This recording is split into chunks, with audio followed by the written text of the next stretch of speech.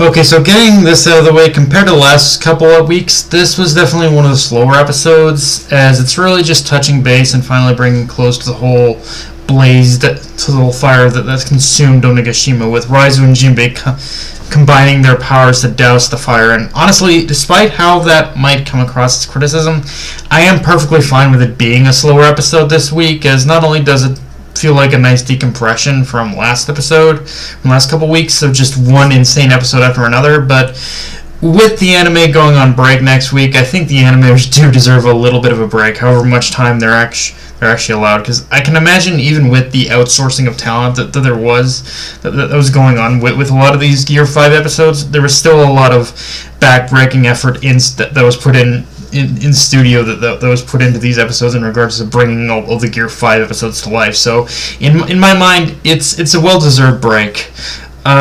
With that said, I do think Toei did keep us satisfied enough with the little exchange of blows between Kaido and Luffy at the beginning of the episode, which, on that note, I do like how there is an acknowledgement from Kaido that even if he wins against Luffy, the Straw Hats really have messed up his whole operation, which in itself was a nice little...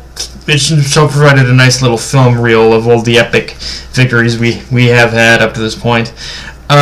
With that said, though, it all worked out in the end, and with that said... So even though it all worked out in the end, I do still like how there was a little bit of there is still going to be a little bit of a grim truth to what Kaido told Luffy about the fire,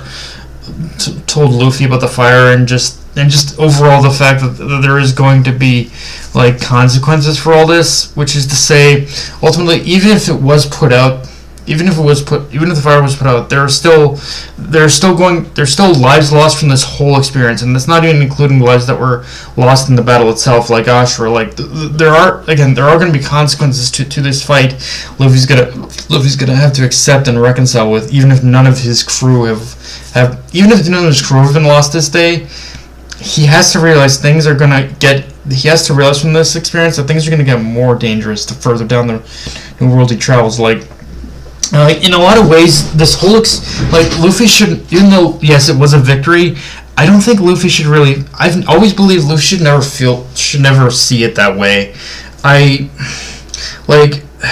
Don't get me wrong, it is an accomplishment to defeat. It is going to be an accomplishment to defeat Kaido, but how many lives were lost to really make that happen? That's kind of the big thing I think he needs to consider. And just again, even if none of his crew was lost this day, that doesn't mean it still can't happen. On a lighter note, though, I like how the episode kind of pulls a reversal with the skull joke this time around, where it was a samurai making a crack at Brook being dead rather than Brook himself. And I'm not gonna lie, even though they only teamed up for this brief moment, I was really digging Raizo and Jimbei's camaraderie in this episode. You can tell there is a genuine mutual respect there, which is something I didn't think too much of when reading it in the manga, but for better or worse, one thing I do gotta say is the anime is really making me care for the character of Raizo more than I did in the manga, which is just to say, he was, in my mind, Raizo was never a bad character, he just wasn't my favorite among the Yakuza, but the anime, for better or worse, is kind of fixing that problem for me. There's just something about the way the Seiyu is portraying Raizo that really just, it leaves me much more invested, I guess you could say.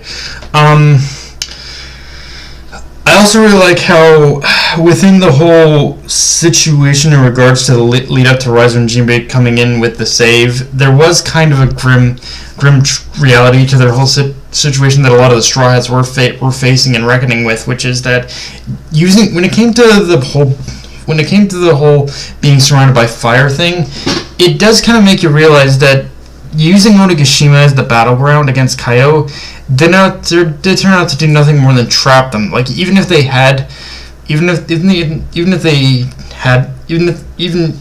having won all their battles, they still ended up trapped. And it was kind of that idea of winning the battle, but almost kind of losing the war in a certain sense, because if the fire hadn't been put out,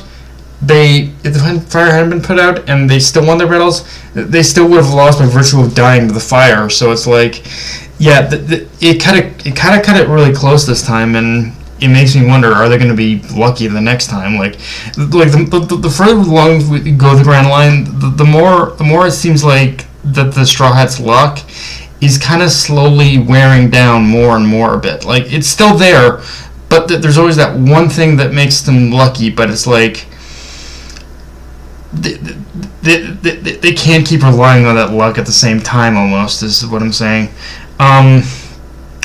Now, and for those wondering why Jimbei didn't do this sooner, well, the answer is pretty simple, because he needed Raizo to supply the water. Like, contrary to how his techniques are portrayed in the anime, Jimbei doesn't actually create the water with his abilities, he just manipulates it. So yeah, he couldn't do shit without that source of water provided by Raizo, which is also why Raizo needed Jimbei, because as a fisherman, Jimbei was the only one who could manipulate the water to flood Onigashima. So yeah, it's really like they truly did need each other.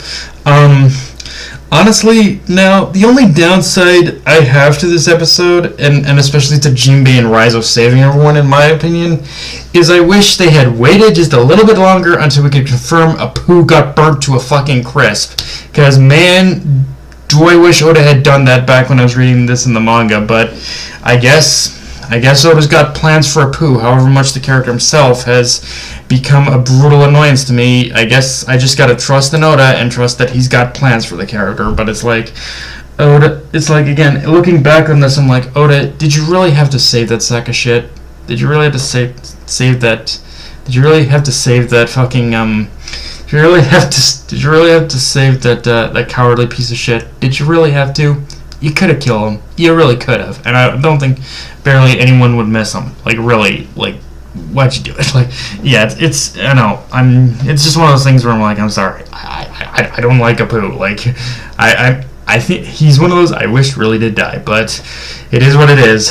But yeah, guys, that's pretty much all I got for this review. If you enjoyed the video, like, comment, subscribe, follow me on Twitter, Analyst Crunchyroll, be sure to notifications bell, hit the subscribe button, and just share the video around, guys. Dark Knight of Anime, signing off. Later, everyone.